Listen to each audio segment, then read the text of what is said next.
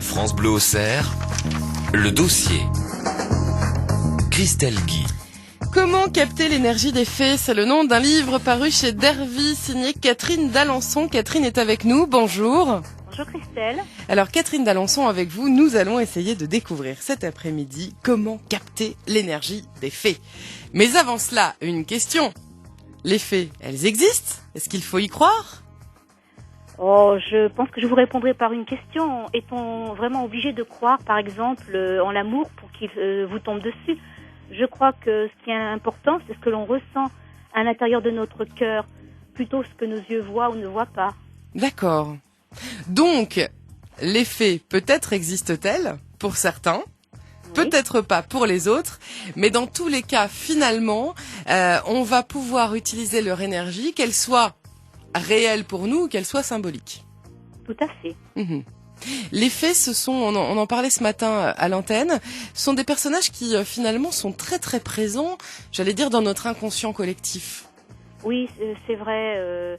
D'ailleurs, les conteurs les ont cités. C'est faire appel un petit peu au pouvoir de notre imagination aussi. Parce que ce pouvoir permet l'émergence de nos facultés supérieures comme l'intuition, l'inspiration, la créativité des conteurs et des poètes. Et d'ailleurs, ces dons innés permettent aussi la connexion au monde féerique et à l'écoute spirituelle. Alors quel est l'intérêt, vous allez peut-être pouvoir me répondre, mais de se connecter justement à ce monde féerique? C'est quoi?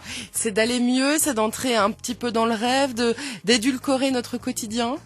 Oui, c'est une évasion. Et puis c'est vrai que le rêve, c'est important de travailler avec ses rêves. On peut travailler avec le rêve éveillé ou le rêve lucide pour se connecter justement à la confrérie féerique et être informé, être mieux préparé pour notre vie diurne, par exemple. Oui, tout à fait. L'idée, c'est d'aller mieux en faisant travailler notre imaginaire. Oui, tout à fait, notre créativité. Mais il faut être conscient de tout ça pour pouvoir faire partir toute cette connexion, quoi, pour pouvoir se connecter tout de suite à cette féerie-là, quoi. Il faut être conscient. Alors vous qui êtes à la maison, qui nous écoutez cet après-midi, dites-nous d'abord si vous croyez aux fées, parce que c'est vrai que les fées, elles sont des personnages qu'on aime bien en général. Donc dites-nous si les fées vous inspirent. Dites-nous aussi s'il vous semble essentiel, comme nous le disait Catherine d'Alençon, de se connecter comme ça à notre imaginaire pour aller mieux dans notre quotidien. 03 86 52 23 deux fois. Vous pouvez aussi témoigner par SMS en tapant DIAL, D-I-A-L, suivi de votre message au 6 20 30.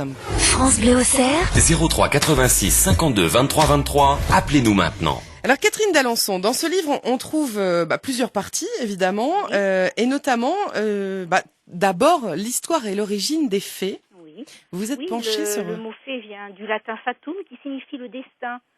C'est vrai que les fées, en quelque sorte, peuvent modifier ou favoriser notre destin en notre faveur, pas forcément quand on les demande, mais dans notre enfance, on nous dit qu'une fée marraine nous est accordée à notre naissance. Je trouve cette idée très belle. Cette histoire qui est dans Cendrillon et dans plein d'autres contes, en fait, ça fait vraiment partie de l'inconscient collectif, là aussi. Oui, aussi, oui, tout à fait. Alors des fées, il y en a plusieurs, il y a des stars. Oui, Des stars, il y a des grandes fées qu'on connaît bien. Il y a Mélusine, par exemple, qui est présente ici dans Lyon, au château de Maulne. Ah, oui. Il y a Viviane, oui. qu'on connaît dans les légendes arthuriennes, la fée Clochette. Oui. Vous avez essayé de faire connaissance, de les interviewer pour savoir un petit peu d'où elles viennent, qui elles sont et ce qu'elles nous amènent au quotidien?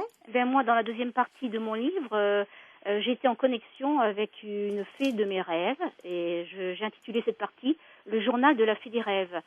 Dans ce journal, je raconte comment je l'ai rencontrée à l'intérieur d'un rêve et ce qu'elle me dit, quoi. Et j'ai trouvé la mienne très écologiste, quoi. Elle est très liée à la nature parce que moi, j'aime beaucoup la nature, quoi. J'ai l'impression que pour voir les fées communiquer avec elles, il est un peu nécessaire de développer ce sentiment d'appartenance, voire cette union quasi mystique avec la nature. Et c'est vrai que, par exemple, la fée Viviane est beaucoup liée à la nature aussi.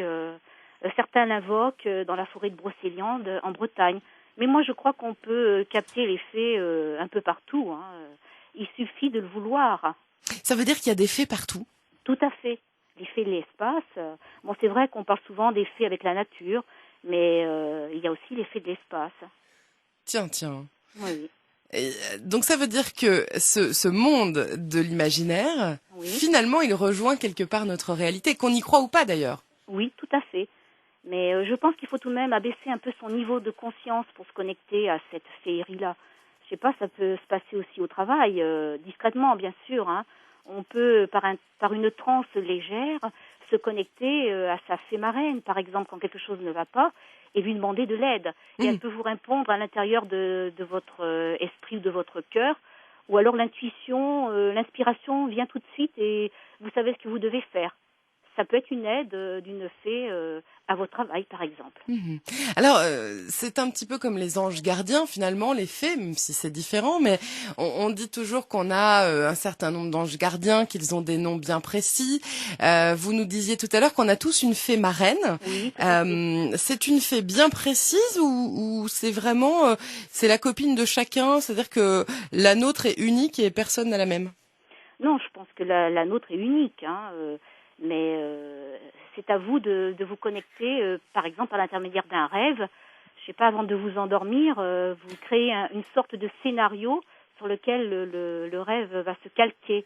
Et vous pouvez demander quel est le nom de votre fée marraine, ou a-t-elle des conseils à vous donner. Et le matin au réveil, vous pouvez noter ce qui vous vient dans la tête, ou si vous vous rappelez de votre rêve, le noter, essayez d'analyser pour voir ce qu'il en ressort. Voilà. Donc on travaille vraiment sur, quelque part, travailler sur sa fée marraine. Oui. C'est aussi travailler un peu sur soi. Tout à fait, c'est du développement personnel. C'est pour ça que mon livre sort dans la catégorie développement personnel psychologie. Tout à fait. Les fées sont de retour de cette manière-là. Comment, quel est l'intérêt d'aller capter l'énergie des fées? Ça veut dire que ça va ajouter à notre potentiel à nous, ça amène un plus, c'est quoi? Mais l'énergie, c'est la vibration naturelle qui sort de notre cœur, quoi. C'est une énergie qui nous relie à notre enfant intérieur. D'accord. Moi, je vois ça comme ça. Donc forcément à cet univers féerique. Oui, tout à fait. Elle ressemble à quoi votre fée? Si c'est pas indiscret, hein, Catherine. Mais vous n'êtes pas obligé de me le dire, hein. Vous pouvez me dire elle veut garder l'anonymat, pas de souci. Hein. Ma fée des rêves, vous voulez dire, ou ma fée marraine? Allez, les deux, si vous avez rencontré les deux, moi je suis preneuse. Hein, la fée des rêves, bon, c'est une femme très agréable physiquement. Et la fée marraine, ça peut être un homme aussi. Hein. On les appelle les fées étaux. C'est très rare, mais moi je pense que le mien est un homme. D'accord. J'ai rêvé de lui l'autre jour et il m'apparaissait en homme. Mais D'accord. sans ailes dans le dos, je l'ai pas vu avec des ailes. Hein. Donc il peut y avoir des fées garçons. Tout à fait. Moi je pensais qu'il y avait que des lutins chez les garçons. Non. Édouard Brazé le cite dans son livre d'ailleurs sur les fées, parce que c'est un spécialiste des fées, et il dit effectivement qu'il y en a très peu, donc on n'en parle pas. Mais moi je trouve qu'on a tort de ne pas parler des fées étaux, des hommes fées.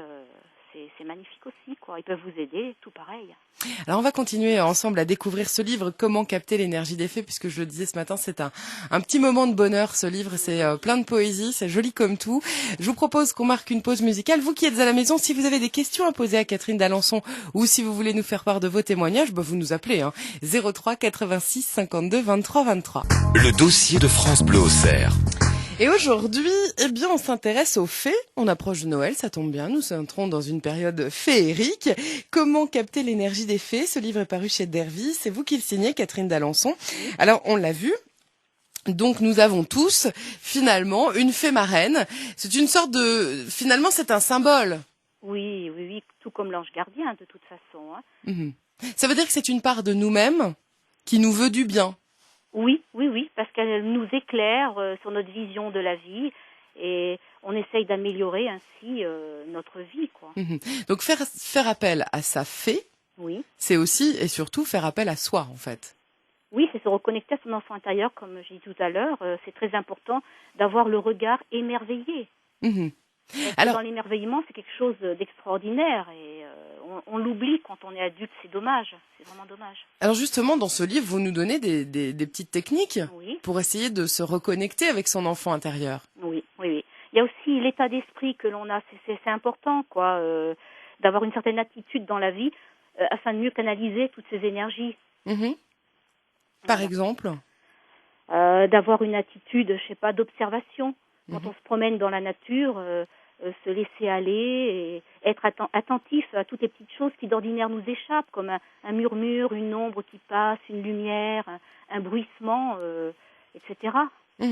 Tout ça, ça permet de remettre un petit peu son imagination en éveil, en fait. Oui, de se reconnecter à son cœur d'enfant, c'est très important. Donc ça, c'est une première étape. Oui, tout à fait. Et alors ensuite, on peut travailler sur quoi? Sur sa respiration, sur la méditation, sur... Oui, aussi, on peut travailler et aussi garder la foi en soi, c'est important, garder la foi en notre être intérieur. C'est aussi important, je voulais l'ajouter, quoi. Il y a aussi le fait de créer un sanctuaire intérieur pour pouvoir automatiquement se connecter à ce sanctuaire et être mis, je sais pas, en cas de difficulté, de doute ou de problème, se connecter tout de suite à sa fée marraine. Voilà. Donc ça veut dire que en fait on va quelque part, et c'est quelque chose qui est pratiqué notamment par les gens qui utilisent l'hypnose dans les recherches en psycho. On va aller se représenter un lieu, alors soit un lieu qu'on connaît, soit un lieu imaginaire, qui pour nous est rassurant. Oui, tout à fait, oui, pour retrouver des forces nouvelles. Et ainsi on crée une sorte d'écran mental sur lequel on peut visualiser sa fée. Et ainsi, on se reconnecte à cette énergie-là et on trouve les solutions immédiatement. D'accord. Donc ça veut dire que notre fée, on la met un petit peu dans notre grotte secrète. Oh, c'est joli, c'est très poétique. On la cache. De toute façon, il faut avoir le cœur poète aussi. Parce que les fées sont poétesses aussi. Très bien. Alors justement, qu'est-ce qu'on leur dit à nos fées? Qu'est-ce qu'on leur demande? On peut leur demander des tas de choses, justement de nous aider sur notre chemin de vie. On peut demander des choses spirituelles, certes, mais aussi, pourquoi pas, matérielles. On peut toujours essayer. Attendez, vous croyez que je peux leur demander non, parce que bon, tant qu'à faire, soyons un peu vénal. Vous croyez que je peux leur demander la combinaison du loto? Peut-être pas, mais je sais pas. On peut peut-être faire appel. On parlait des fées célèbres tout à l'heure. Il y a la fée Abundia, qui a été citée par Henri Durville dans son livre Les Fées. Ouais. Et on peut l'invoquer dans sa maison et lui demander de l'aide matérielle. Mais il faut être précis dans ses demandes. D'accord. On peut demander une somme d'argent comme ça, pour l'inconscient, ça veut rien dire.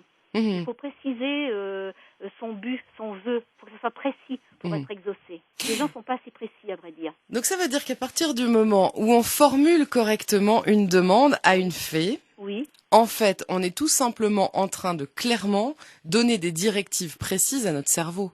Voilà, on donne une direction précise à notre cerveau.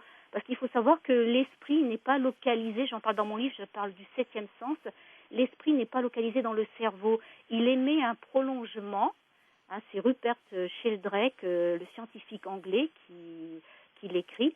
Et on peut profiter de cette prise de conscience, justement, pour donner une direction à notre esprit et demander d'aller dans cette vision féerique. Donc demander des choses à sa fée, en fait, c'est déjà commencer à construire un projet, quelque chose de très précis. Oui, tout à fait. Pour que les choses se réalisent sur Terre comme dans le ciel, il faut être toujours très, très précis. Et être toujours, comme je disais tout à l'heure, garder la foi et ne pas baisser les bras, quoi, parce que ça peut mettre des fois plusieurs jours, plusieurs mois. C'est comme le travail sur les rêves, ça se fait pas immédiatement en claquant des doigts. Donc, faut pas désespérer. Faut avoir confiance en soi et en sa fée marraine. Est-ce que si je dis que les fées sont un outil pour apprendre à mieux se connaître et reprendre un petit peu les rênes de sa vie, je les insulte? Non, pas du tout. Au contraire, elles sont là pour ça. C'est un outil de développement personnel.